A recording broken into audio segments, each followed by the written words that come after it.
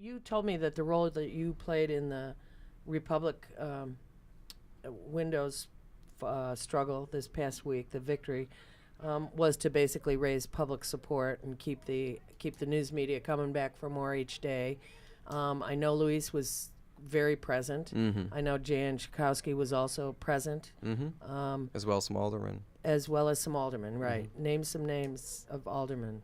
I believe it was the alderman in that area. I wasn't there the Flores? day. Is it Flores? So he's ward number 1. I'm not sure if that falls in that ward. Forgive me. That's okay. That's okay. I'm trying to remember. Okay. I think it might be Flores. Anyway, and why do you think they won? What was the key in winning? Because they stick together. Exactly, right? Yeah, if you don't stay together, you're not going to win nothing. It's like it's a part of the team, any game. And they sat there. Yeah. They stayed there. That was part of it too, right? Yeah, exactly. It is. I mean, that they were occupying their workplace, so they were forcing the powers to deal with them. Yeah, because all those guys was fighting for their rights. So that's why they won. I think they were able to dramatize the situation. It's a dramatic event, but it's sometimes hard to know that if you just read the announcement in the paper. Right. I think this was a way that it made it dramatic. Right. And I also think that in light of where the economy is right now, the public was able to understand, be a bit more sympathetic. I think most of us know someone who has been recently laid off, if not ourselves. I think most of us have had someone near us have an experience similar to that, and so I think it was an opportune time to to really have people support them.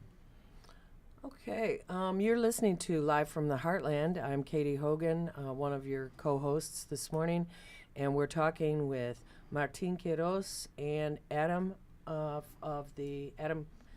Cater of the Chicago Workers Center, run by the Interfaith Worker Justice folks, and we're going to go further into that with our second guest, Kim Bobo, who has been the longtime director of Interfaith Worker Justice. Adam won't tell us the name of that they're going to unveil in February, but the Chicago Worker Center, which is my shorthand, is the local organizing crew for Chicago workers out of Interfaith Worker Justice, which we'll find out more about in the second segment. But let me just ask you, Adam, why did you come to work with this group, and what is inspiring about it to you? What keeps you there? Sure. Well, I think some of us have experiences where once we learn about something, we can't really ever turn back, so to speak. I had that kind of transformative experience when I was in Bolivia, studying social movements down there. And that's really, I actually met Evo Morales, the now president, when he was just an indigenous leader at the time. So, that sort of experience really taught me about organizing, the importance to organize, and different ways of doing it. So I was very pleased to join the Chicago Interfaith Committee when I returned to Chicago because it felt like it was the type of the worker center movement, which really is, it's over 200 worker centers now in the United States, up from just a dozen that were around in the 90s. I think it's the type of group that lends itself to these new models of organizing. So I'm very proud to represent this organization and be part of this new movement. And that's really how I guess I got my start with it. So I have two questions based on that. One is, how'd you wind up in Bolivia? Were you a student, or were you there with a group? Yeah, I was studying at the time indigenous social movements, as I said. So specifically, I spent some time with a group called the Mujeres Creando in La Paz. It was a feminist organization. And you were studying at what school? At the time, Lawrence University in Appleton. Wisconsin. Yeah. Uh-huh. And they sent me down there, so. Very good. Any school that sends their students to the third world, I'm for that. Yeah. Because it certainly educates U.S. citizens. It completes your education. Let me just put it that way. To cross the border and see what it feels like on the other side, to have this big neighbor called the U.S. And the other thing is you call the worker centers a new form of organizing. Mm-hmm. Can you explain that? Sure. Yeah. You know, it's I think in part because the nature of the economy has changed. You know, union jobs have been steadily in the decline. I think recently we're seeing the seeds of a renaissance of the labor movement. I would say, but hopefully. But you know, I think that with the new sectors that have been emerging in service, you know, there's a real need for a new type of organization to represent workers and to organize workers. I also think that with the changing face of the workforce, so to speak, you know, the new immigrants that are arriving are different than you know, previous immigrants in some ways. There's a different, the community is a little bit different, and the traditions of organizing are a bit different. So I think that worker centers try to embody, you know, try to establish themselves as, you know, within new immigrant worker communities. And, you know, I don't say we're replacing unions. I think we work, you know, hand in hand with the unions. But it's, you know, it's not quite community organizing. It's not quite labor organizing. I think there's sort of an in-between that, you know, we're all still experimenting with and trying to perfect. But I think in a decade we'll be able to look back and say, you know, well, this is what this organizing is. We'll be able to describe it a little bit better.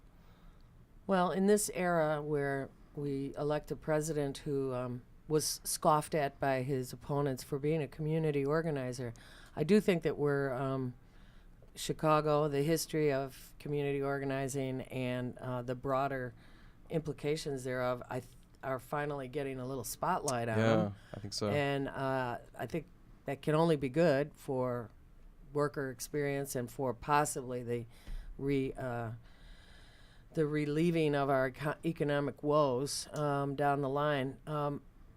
Why do you think that this week the conversation and the result of the big three auto companies going to Washington was not passed by the Senate yesterday? Why do you think that so much anger and reaction comes about when we're trying to, or when the suggestion is bail out these producing companies, and as opposed to 8 weeks ago or so when we bailed out the financial district without so much as you know, could you answer a few questions? And there's a little bit of a backlash against the union, I feel, in some of this reporting. Yeah, Any reactions? Well, do you want to speak first, Martin? Well, the thing is, according to the news, what I heard is that the government wants to be involved or how to management the money with the companies. Yeah. So the union don't want it, somebody behind them. So it's why they split this money. You know, they don't want it to go the money because the government want to see if they don't probably they can be corruption. You know, the government don't want it to be that way. So it's why the government don't give you the money, they want to management to the money too. You know, is what I thought. Well, there's a couple questions when that comes up. I mean, let the government manage itself a little better before it starts managing car companies. Okay, so there's that question. But then, I, as a taxpayer, I don't want to just write blank checks to all these companies, whether they're Wall Street or Detroit or whatever, who haven't managed to keep their stuff together. There should be accountability, some sort of measurement, some sort of answer these questions. You know, when my little business went into Chapter 11 reorganization some 20 years ago, we had to show up in federal court every 2 weeks with our books and with our check, right? You know, all the details summed up for them, what we're doing, money coming in, money going out. Now, one, I don't necessarily want to pay, as a taxpayer, a whole layer of bureaucracy that is micromanaging businesses all over the country. But on the other hand, I also think, why can't the big three, GM, Ford, all these guys, it's not new news that we need to make a better car, a cheaper car, a more environmentally sound vehicle.